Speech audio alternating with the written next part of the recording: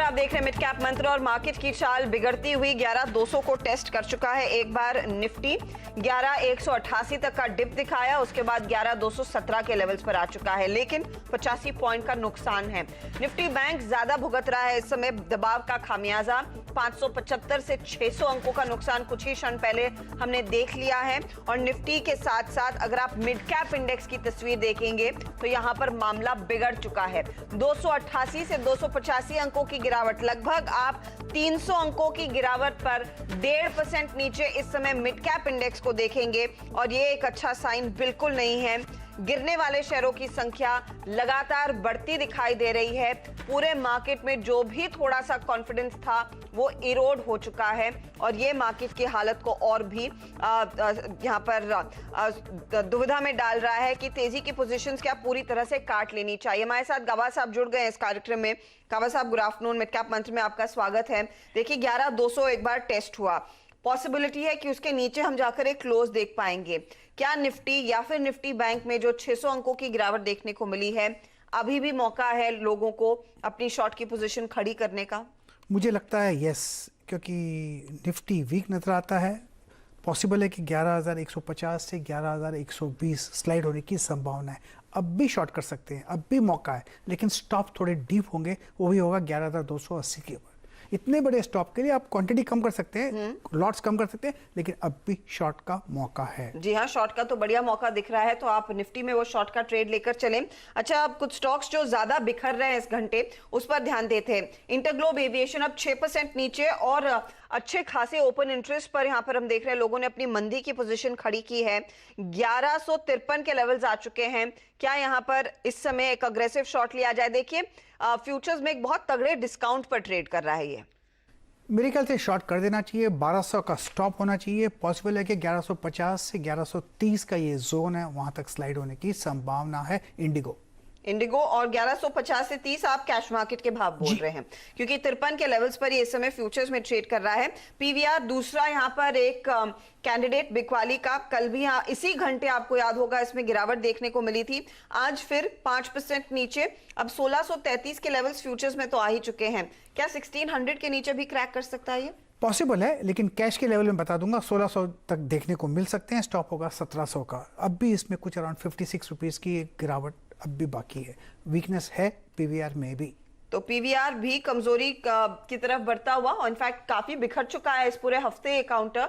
और InterGlobe aviation में भी हमने देखा है काफी ज्यादा नुकसान। बैंकों पर आज सुबह से ही दबाव बना है, खासतौर से वो बैंक जो एंकर बैंक्स बनेंगे पब्लिक सेक्टर बैंक के मर्जर पर। याद रखिएगा, 10 बैंक शॉर्टनेट की बैठक हुई और कैबिनेट की बैठक में इन सभी 10 सरकारी बैंकों के विलय को मंजूरी मिल गई है। लक्ष्मण रॉय हमारे साथ जुड़ गए हैं। तो पीएनबी जैसे स्टॉक्स पर आपकी नजर होनी चाहिए, कैनरा बैंक, इंडियन पर आपकी नजर होनी चाहिए। जो एंकर बैंक बनेंगे वहां पर ज्यादा प्रेशर है एट द मोमेंट।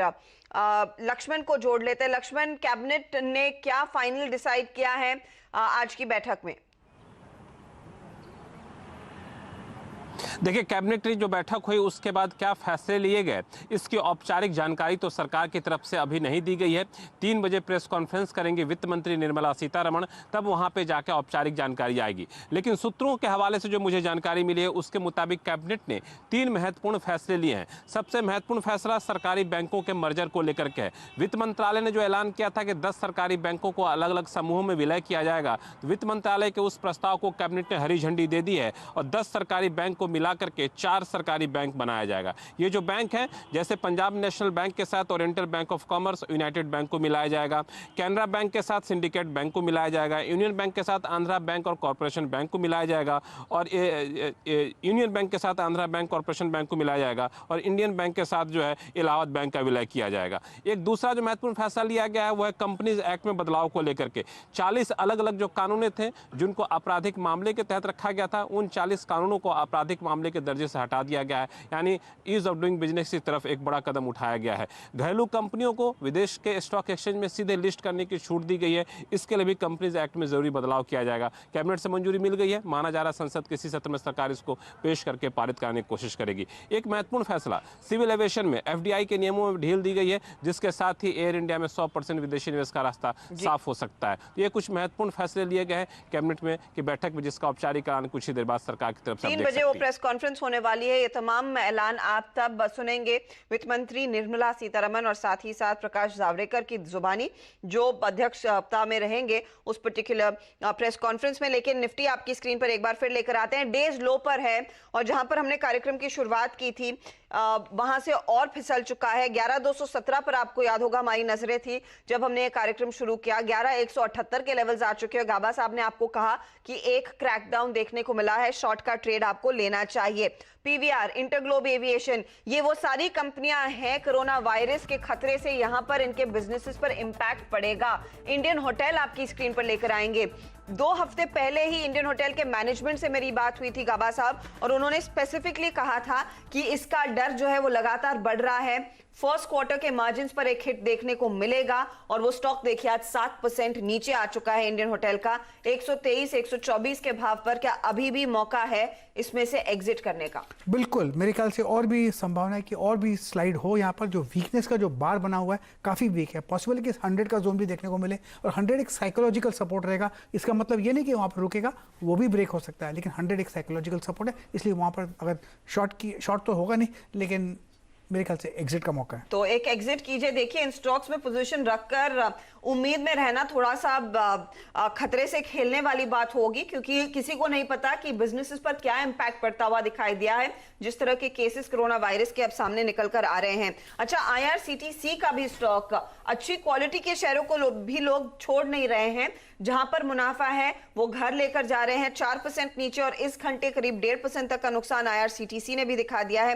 कावा साहब इस पर फटाफट व्यू डालिए और फिर हम निफ्टी बैंक की तरफ बढ़ेंगे जो 700 पॉइंट पे घर चुका है। IRCTC तो मेरे को लगता है एग्जॉशन हो गया। परिजन्स पर 2000 एक साइकोलॉजिकल लेवल था, वहाँ पर जाकर वहाँ पर प्रॉफिट बुकिंग आई है। वहाँ पर मेरे ख्याल से अब इसमें सेलिंग प्रेशर है। पैराबोलिक राइज के बाद पैराबोलिक सेलिंग आती है। लोअर लेवल देखने को मिल सकते हैं, शायद 1600-1500 भी देखने को मिल सकते हैं। ओके, तो करेक्शन आएगा और करेक्शन हैवी रह सकता है इस फॉल में, ये आप ध्यान दीजिएगा। निफ्टी बैंक और निफ्टी बैंक को नीचे क्या खींच रहा है वो सारे स्टॉक्स अब आपकी स्क्रीन पर लेकर आएंगे।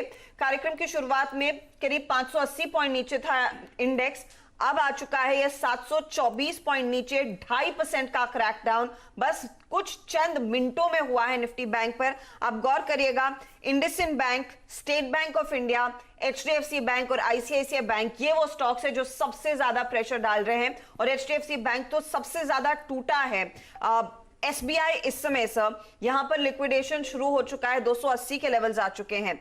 कल वो IPO बंद हो जाएगा तो फिर जो भी हाथ है शायद और अपने पीछे खींचेंगे SBI के तेजी वाले। क्या लेवल्स देख रहे हैं आप? 207, 70 और उसके बाद 260 भी देखने को मिल सकता है। SBI वीक है, जैसे गिर रहा है उसके हिसाब से लगता है जो भी रैलीज हैं इसमें शॉर्टिंग अपॉर्चुनिटीज रहेंगी। तो आप कह रहे हैं 270 तक के लेवल्स पहला टारगेट और उसके आगे 260 तक के स्तर भी देखने को मिलेंगे। तो ये वो स्टॉक्स है, ये वो दिग्गज कंपनियां हैं जिनमें इस घंटे दबाव बन रहा है। टाटा मोटर्स एक और कमजोर कड़ी है। इस घंटे सबसे ज्यादा प्रेशर जो आया है वो स्टेट बैंक ऑफ इंडिया के स्टॉक में आया है। 270 के लिए यहां पर एक शॉर्ट का मौका खुल रहा है, ये कह रहे हैं गाबा साहब। लेंगे एक छोटा ब्रेक, कुछ और स्टॉक्स रेडार पर रखेंगे। नोट कीजिए इस समय बाजार एक बार फिर बिखरने लगा है। 2% से ज्यादा का नुकसान निफ्टी बैंक पर, 2% नीचे मिड कैप इंडेक्स और 1% सेंसेक्स और निफ्टी गिर चुके हैं।